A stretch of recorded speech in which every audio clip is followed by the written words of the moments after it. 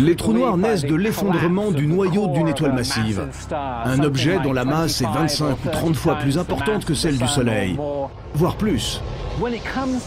Quand elle arrive en fin de vie, l'étoile massive brûle son noyau. D'abord l'hélium, puis le carbone, le nitrogène et l'oxygène. Quand elle arrive au fer, elle n'a plus de combustible nucléaire. Et ce noyau de fer atteignant une certaine masse, il arrive un moment où il ne peut plus tenir et où il s'effondre en formant un trou noir qui est créé en même temps que la supernova.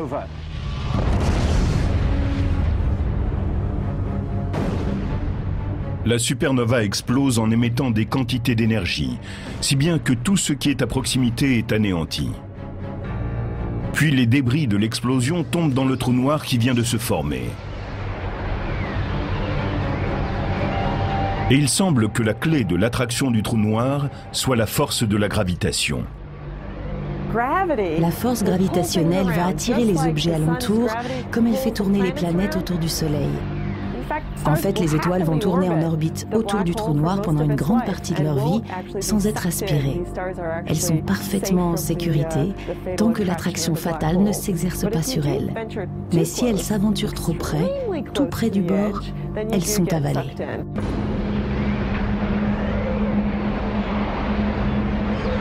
Les spécialistes pensent qu'il y a des millions de trous noirs incontrôlables dans notre galaxie, la Voie lactée. Et comme ils ne sont pas aisément détectables, qui sait s'il ne s'en trouve pas un juste à côté de notre planète? À quelle distance risque-t-on d'être absorbé par un trou noir? Être trop près d'un trou noir, c'est être à une distance équivalente à celle entre le Soleil et la Terre. Mais c'est sans doute encore trop proche. Pour les futurs voyageurs de l'espace, mourir dans un trou noir serait un mode très violent de disparition.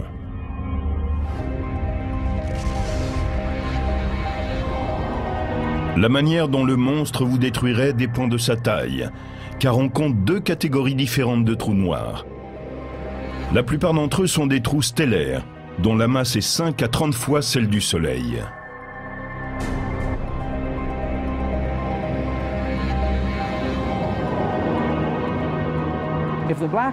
Si le trou noir est de la taille d'une étoile, les forces de marée qui s'exercent autour de lui sont assez fortes pour vous réduire en pièces, même si vous vous trouvez en dehors de son horizon. Si vous deviez tomber dans un trou noir, il vaudrait mieux que ce ne soit pas dans l'un de ceux-ci. Il vous réduirait à l'état de spaghetti.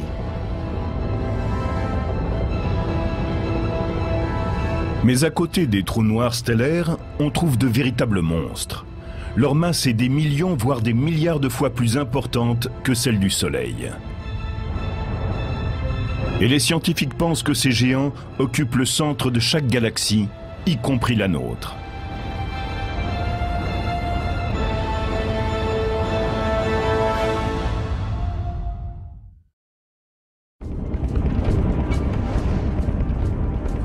Les trous noirs font partie des curiosités les plus énigmatiques et les plus dangereuses de l'univers. Un trou noir a un appétit dévorant. Il aspire tout ce qui est sur sa route et recrache ce qu'il ne peut engloutir.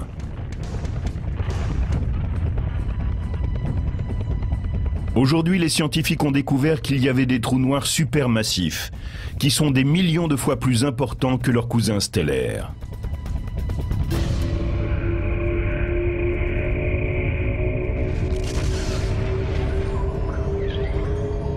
On pense que les trous noirs supermassifs seraient nés après le Big Bang, au début de la création de l'univers.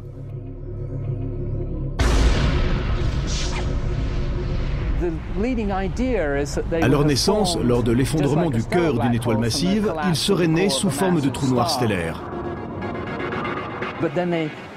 Puis ils auraient grandi en se nourrissant essentiellement du gaz d'autres galaxies, avec lesquelles ils seraient entrés en collision.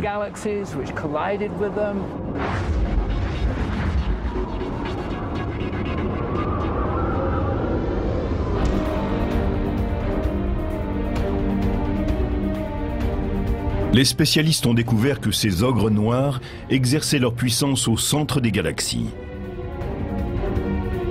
On pense que les trous noirs supermassifs sont très certainement au centre de la galaxie parce que ce sont les objets les plus massifs. À cause de cette masse, ils ont tendance à sombrer au milieu. Et c'est pour cette raison que vous les trouverez toujours au centre d'une galaxie. Pendant longtemps, les spécialistes ne croyaient pas à l'existence d'un trou noir supermassif dans notre Voie lactée.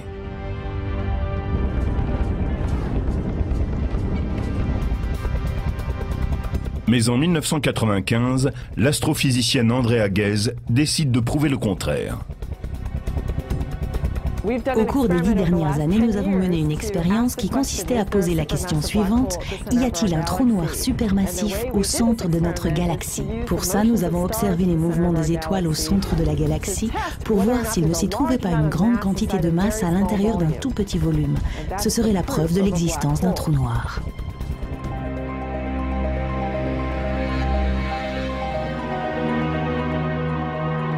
L'observatoire Keck à Hawaï abrite un des plus grands télescopes du monde. C'est là qu'Andrea Ghez a commencé à utiliser une technologie révolutionnaire appelée l'optique adaptative qui permet de capter des objets extrêmement éloignés. Sur cette première image, obtenue sans le secours de cette technique, on ne voit rien à l'intérieur de ce grand carré. Avec le système d'optique adaptative, on y aperçoit des étoiles. Cette région du ciel abrite celles qui sont la clé de notre expérience. Nous voulons voir comment elles se déplacent. Andrea Ghez a remarqué qu'un vaste amas d'étoiles tournait autour d'un objet invisible au centre de notre galaxie et qu'elles se déplaçaient à une vitesse inhabituelle.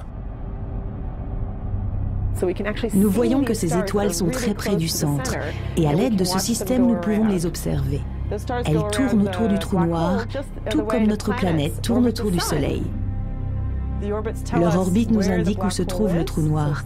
Il est exactement là où sont ces étoiles, au centre de notre galaxie. Et en voyant à quelle vitesse va l'étoile et comme son orbite est resserrée, nous pouvons dire où est le trou noir dont nous pensons aujourd'hui qu'il équivaut à 4 millions de fois la masse du Soleil.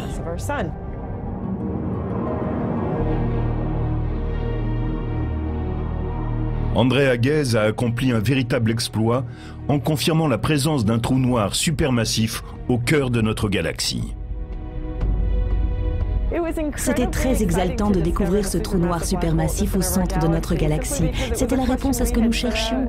Nous avons posé la question: y a-t-il un trou noir? Et nous avons conçu une expérience qui a permis de le capter.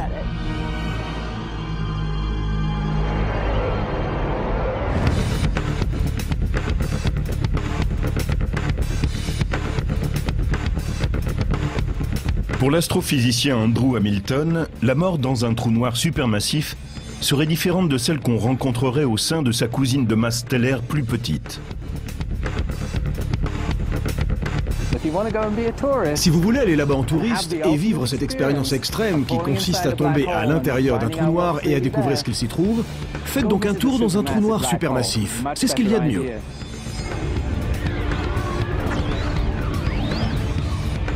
Dans un trou noir stellaire, l'explorateur de l'espace serait mis en pièces avant même d'entrer dans le vortex fatal. Alors que dans le cas d'un trou noir supermassif, il tomberait d'abord en chute libre.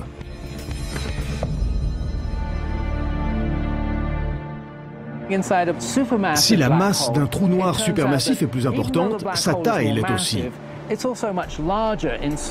Ce qui signifie que les forces de marée sont assez faibles et que vous pourriez passer son horizon et tomber dans le trou noir sans être déchiqueté par l'effet de la force gravitationnelle. Mais au fond du trou noir, la force centrifuge issue de la rotation du trou noir produit une réaction. Et s'il y a la moindre matière à l'intérieur, alors ce qui tombe dans le trou noir va entrer en collision avec ceux qui essayent d'en sortir. Et ce choc d'énergie va produire un tourbillon inimaginable de plasma très chaud et très dense. Dans ce cas, vous êtes destiné à être rôti.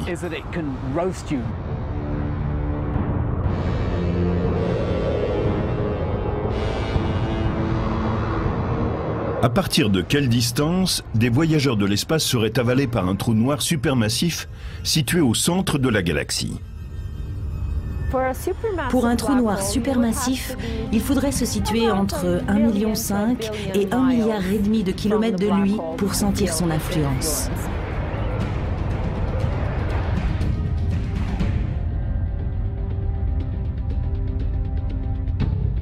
Au cours des années, le télescope à rayons X Chandra a capté les trous noirs supermassifs de notre galaxie.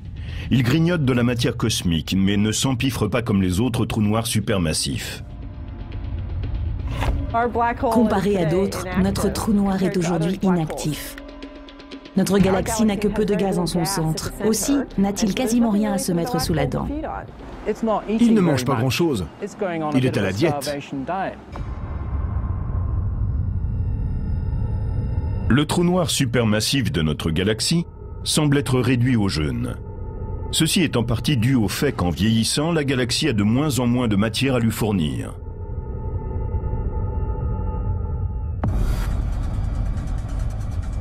Mais, dans le futur, il pourrait être un peu plus actif s'il arrivait plus de gaz en son centre pour l'alimenter. Une façon de redonner de l'appétit à notre trou noir supermassif est d'entrer en collision avec une autre galaxie.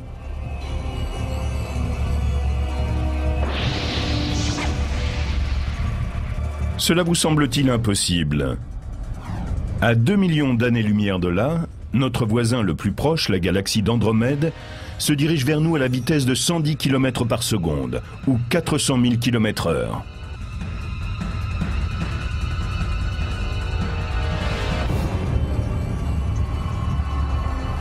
Selon les spécialistes, les deux galaxies entreront un jour en collision. Et sous le choc, la plus grande galaxie peut s'engager dans un des actes les plus primitifs que l'univers connaisse.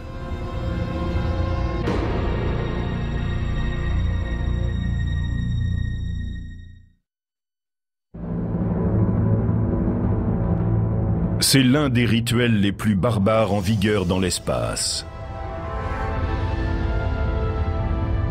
Une galaxie plus vaste peut en dévorer une plus petite qu'elle.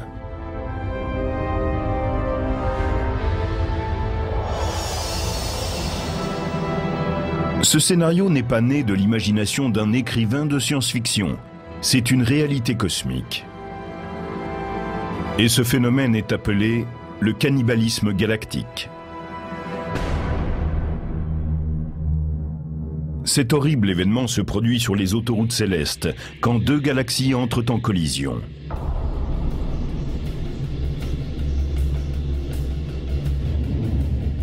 Elles peuvent alors se mélanger au cours d'une fusion barbare. C'est très violent pour la galaxie. Elle est réduite en lambeaux.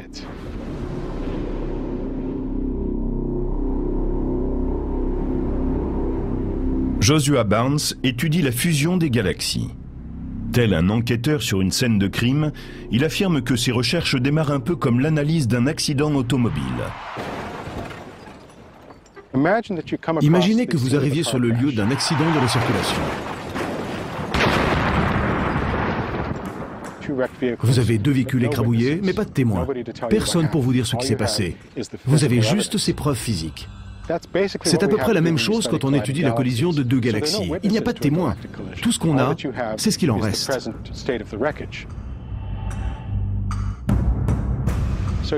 Il faut donc mener une sorte d'enquête pour tenter de reconstituer ce qui s'est passé sur la base de ce qu'on a aujourd'hui. Si le choc avait été frontal, vous le sauriez, parce que l'avant des véhicules serait en morceaux. Mais si le choc a été latéral, ce qui est le plus probable dans le cas des galaxies, l'épave aura un aspect tout différent, et il vous restera à interpréter ce que vous constatez. Qu'est-ce qui provoque la fusion des galaxies? C'est la gravitation. Dans l'univers, tout tombe en chute libre à travers l'espace. Quand vous avez deux objets aussi importants que des galaxies, leur force de gravitation les pousse l'une vers l'autre, et elles tombent l'une dans l'autre. C'est la seule force de gravitation qui pousse ainsi les objets. Les galaxies que l'on voit aujourd'hui entrer en collision sont, pour la plupart d'entre elles, destinées à se rencontrer depuis plus de 10 ou 15 milliards d'années. Mais c'est maintenant seulement que le choc se produit.